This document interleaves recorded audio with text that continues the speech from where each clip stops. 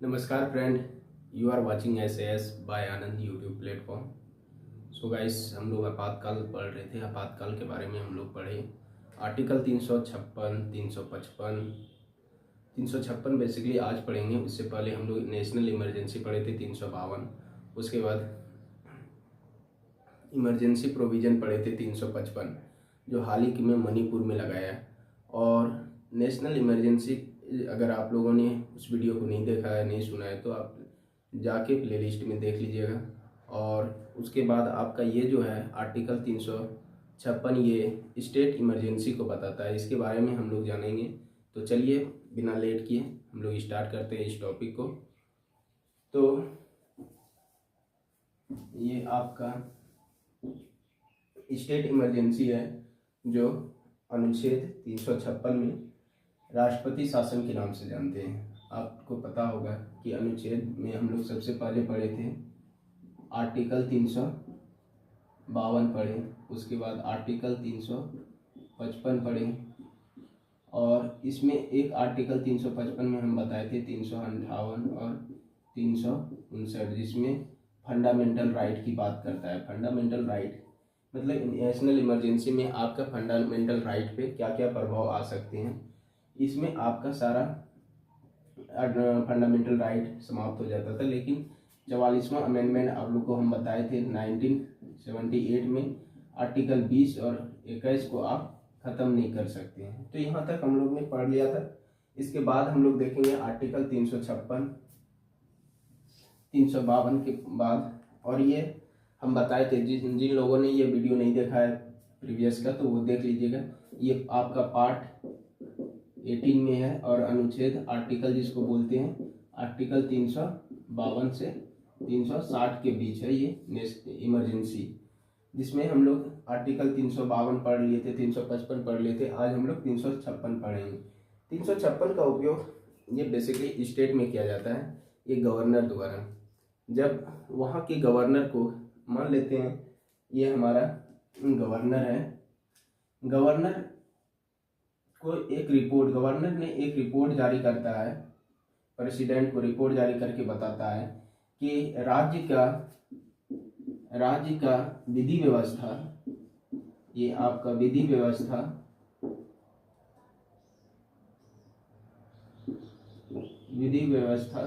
सही से नहीं चल रही है। वहाँ की जो सरकार है लॉ रूल एंड रेगुलेशन को फॉलो नहीं कर पा रही है राज्य की, तो गवर्नर रिपोर्ट जारी करके प्रेसिडेंट से सहमति करवा के आपका स्टेट इमरजेंसी लागू करवा सकती है। ये पहला कारण है।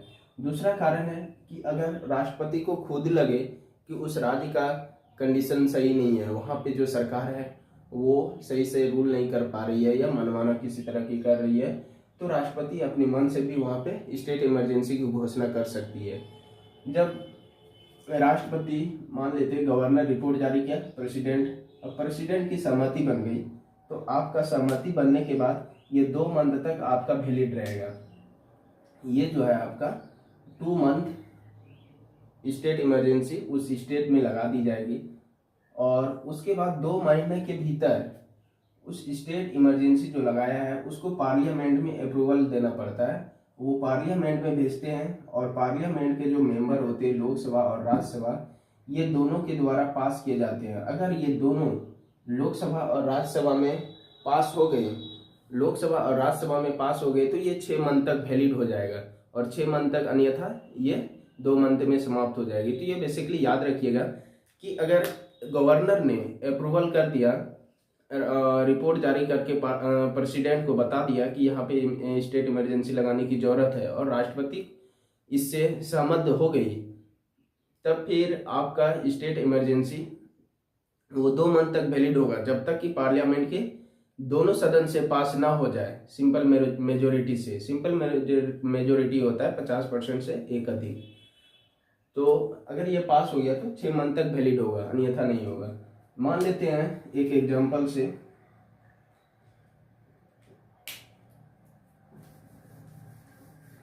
ये आपका एक एग्जांपल मान लेते हैं। आज है आपका 13/4/2023। 13/4/2023 को गवर्नर ने रिपोर्ट जारी किया, और प्रेसिडेंट इसी दिन सहमति हो गई तो ये आपका 6 मंथ तक रहेगा। तो 13/10/2023 तक ये स्टेट इमरजेंसी रहेगा। ये स्टेट इमरजेंसी आपका 6 मंथ तक वैलिड रहेगा, लेकिन बाद भी आपका ये 6 मंथ तक ही वैलिड रहेगा जब आप संसद से पारित कर लेते हैं। इस तरह करके हम 3 साल तक स्टेट इमरजेंसी को 3 साल तक बढ़ा सकते हैं। लेकिन इसमें एक टर्म कंडीशन ये है कि अगर 6 मंथ हो जाए स्टेट इमरजेंसी का तो फिर से उसको अप्रूवल कराना पड़ता है पार्लियामेंट से। मान लेते हैं कि ये आपका 6 मंथ हो गया और 6 मंथ करके हम 1 साल तक बढ़ा सकते हैं। पहले 6 मंथ करके 1 साल तक हम बढ़ा सकते हैं। 6 + 6 महीने तक बढ़ा सकते हैं एक बार में आपको बढ़ाना है तो 1 साल तक हम बढ़ा सकते हैं। महीने लिखेंगे तो 1 साल, 1 साल तक आप बढ़ा सकते हैं। जब आपका 1 साल हो जाए, 1 साल होने के बाद ये आपका 6 मंथ करके हम बढ़ा दिए। उसके बाद जब 1 साल हो गया, 1 ईयर हो गया, तो 1 ईयर के बाद आपको फिर से यहाँ पे आपको देखना पड़ेगा कि यहाँ पे कंडीशन है, अगर 1 साल से आगे आप स्टेट इमरजेंसी को बढ़ाना चाहते हैं तो उस स्टेट में या उस देश में कहीं पर भी नेशनल इमरजेंसी लागू रहनी चाहिए। नेशनल इमरजेंसी यहाँ पे दिख नहीं रहा होगा, मिटा देते हैं। 1 साल से अधिक के लिए कंडीशन,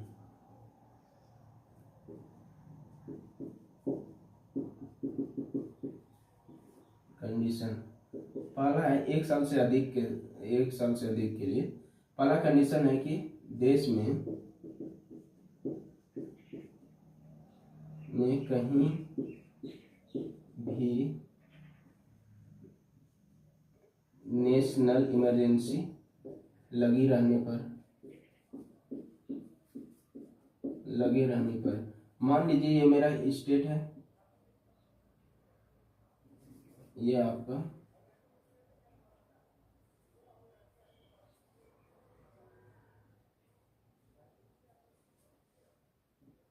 आपका भारत है।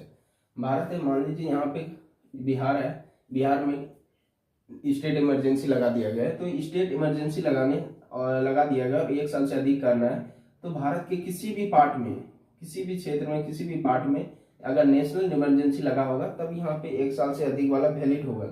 दूसरा कंडीशन है कि इलेक्शन कमीशन बताते उस स्टेट में अभी विधानसभा का चुनाव कराने के लिए प्रिपेयर नहीं है हम, तब वहाँ पे 1 साल से अधिक नेशनल स्टेट इमरजेंसी लगी रहती है। और ये 1 साल करके ये 3 साल तक अधिकतम लगा सकते हैं। ये नोट देके लिखिएगा, यहाँ पे नोट लिखिए, ये आपका अधिकतम स्टेट इमरजेंसी 3 साल तक लगा सकते हैं। ये अधिकतम आप 3 साल तक लगा सकते हैं और एक साल के 6 मंथ करके बढ़ा सकते हैं। और 1 साल जब पूरा हो जाए तो इसके लिए टर्म कंडीशन ये बनता है कि उस स्टेट में चुनाव कराने के लिए इलेक्शन कमीशन रेडी ना हो या भारत के किसी भी पार्ट में नेशनल इमरजेंसी वैलिड कर रहा है। तो ये आपका स्टेट इमरजेंसी का ये था। और अप्रूवल कैसे होता है तो हम बता दिए कि ये गवर्नर रिपोर्ट जारी करके प्रेसिडेंट से, और प्रेसिडेंट इसको लोकसभा में, राज्यसभा में और लोकसभा में भेज के पार्लियामेंट में अप्रूवल करवा देंगे तो 6 मंथ तक हो जाएगा। फिर 6 मंथ हो गया तो फिर इसको जारी करना है तो आपको फिर उसी तरह लोकसभा और राज्यसभा से पास करवा के 6 मंथ कर देना तो 1 साल हो जाएगा। 1 साल होने के बाद आपका इसको आगे बढ़ाना है तो आगे बढ़ाने के लिए फिर आपको वहां पे इलेक्शन कमीशन बोल दे कि अब चुनाव कराने में हम समर्थ नहीं है या किसी कारणवश चुनाव नहीं कराया जा सकता है, अन्यथा वहां पे आपका भारत के किसी पार्ट में नेशनल इमरजेंसी वैलिड कर रहा है तो वहाँ पे हम 1 साल से अधिक कर सकते हैं स्टेट इमरजेंसी को। और हटाने के लिए इसमें राष्ट्रपति प्रेसिडेंट अपने मन से कभी भी हटा सकते हैं, संसद की अनुमति नहीं है इसमें।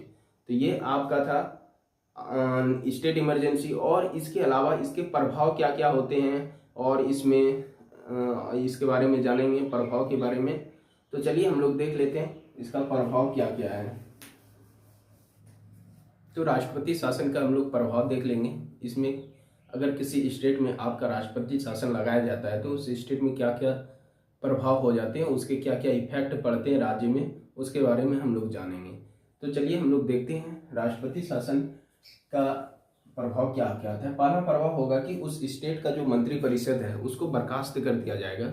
उस स्टेट की जो विधानसभा है वो बर्खास्त हो जाएगी और उसके पास वास्तविक जो शक्ति होगा वो सरकार के पास ना होके गवर्नर के पास ट्रांसफर हो जाएगी और गवर्नर के अनुसार वहाँ पे रूल फॉलो होने लगेगा। सबसे पहला इफेक्ट होगा। दूसरा इफेक्ट होगा आपका कि राज्य सूची के विषय पे जितने भी कानून हैं और वो केंद्र बनाएगी, ना कि स्टेट बनाएगी, क्योंकि स्टेट सरकार तो है ही नहीं। और तीसरा आपका फंडामेंटल राइट पे कोई प्रभाव नहीं पड़ता। हम लोगों ने देखा था नेशनल इमरजेंसी में आर्टिकल 358 और 359 के तहत आपका आर्टिकल 20 और 21 को हम बर्खास्त नहीं कर सकते, नहीं हटा सकते हैं फंडामेंटल राइट। लेकिन यहाँ पे आर्टिकल 356 में आपका किसी भी फंडामेंटल राइट पे कोई प्रभाव नहीं पड़ेगा। और वहाँ पे हम देखे थे सब पे प्रभाव पड़ेगा, 2 पे छोड़ के 20 और 21। तो यहाँ पे स्टेट इमरजेंसी में फंडामेंटल राइट पे कोई प्रभाव नहीं पड़ता है। और आपका संघात्मक व्यवस्था जो फेडरलिज्म है वो एकात्मक बन जाता है। जो स्टेट अलग कानून बनाती थी, सेंट्रल अलग बनाती थी, अब वो संघात्मक व्यवस्था न रह के उस स्टेट की एकात्मक व्यवस्था हो जाएगी जब तक स्टेट इमरजेंसी वैलिड करती है। तो उसके बाद हम लोग देखेंगे कि स्टेट इमरजेंसी सबसे पहले कहाँ पे लगा था। कुछ स्टैटिक पोर्शन है इसके जो एग्जाम में बार बार पूछ लिए जाते हैं और कंफ्यूज हो जाता है कि किस स्टेट में सबसे पहले लगाया गया था, कहाँ पे अधिक बार लगाया गया था, किस प्राइम मिनिस्टर के टाइम में ज़्यादा बार लगाया है और वर्तमान स्थिति में क्या है। तो चलिए देख लेते हैं कि ये नोट देके हम लिख दिए हैं, ये आपका इम्पोर्टेंट है, इसको जरूर आप देख लीजिएगा। सबसे पहले एक देख लेते हैं, एक वर्ड दिया था मृत शब्द। ये एग्जाम में बहुत बार पूछा है, डेड लेटर। ये आर्टिकल 356 को भीमराव अंबेडकर ने, जिसको हम लोग फादर ऑफ कॉन्स्टिट्यूशन बोलते हैं, उन्होंने कहा था ये जो आर्टिकल 356 है ये मृत शब्द के जैसे डेड लेटर के संज्ञा दी थी इसको। उसके बाद आपका दूसरा है कि सबसे पहली बार प्रयोग इसका पंजाब स्टेट में हुआ था 1951 में। और तीसरा है आपका, दूसरा पंजाब स्टेट हो गया। तीसरा है सबसे अधिक बार आपका उत्तर प्रदेश में लगा है, इसको बोलते हैं उत्तर प्रदेश, और यहाँ पे अभी तक 10 बार स्टेट इमरजेंसी लगा चुकी है। उसके बाद पीएम में देखेंगे किस पीएम के समय में, प्राइम मिनिस्टर के समय में अधिक प्रयोग हुआ है इसका, तो इंदिरा गांधी, आप लोग को पता होगा, इसको आयरन लेडी भी बोलते हैं। और बिहार के कंडीशन देखेंगे तो बिहार में अभी तक 7 बार लगाया गया। ये एग्जाम में पूछ लिया जाता है, अगर आप टीचर वाला एग्जाम देंगे या किसी भी बिहार पुलिस एसआई का एग्जाम में कभी कभी पूछ लिया जाता है कि बिहार में स्टेट इमरजेंसी अभी तक कितनी बार लगाई है, तो 7 बार लगाई गई है। और सबसे इम्पोर्टेंट ये है कि 3 साल से अधिक समय तक किस किस स्टेट में लगा है। एक पंजाब में लगा है और एक जम्मू कश्मीर जो अब यूटी बन चुका है, यहाँ पे 3 साल से अधिक समय तक स्टेट इमरजेंसी को लगाया गया है। तो इस तरह हम लोग देखें आर्टिकल 352 पहले, उसके बाद 356, अब 360 देखेंगे। तो इस वीडियो को जो जिसने भी नहीं देखा है वो जाके देख लें और इसमें सारा 1-2 बार सुन लीजिएगा तो सारा याद हो जाएगा। और भी हम वीडियो लाएंगे ये आपातकाल पे, एक बच्चा है 360, तब फिर ये हमारा समाप्त हो जाएगा। तो धन्यवाद।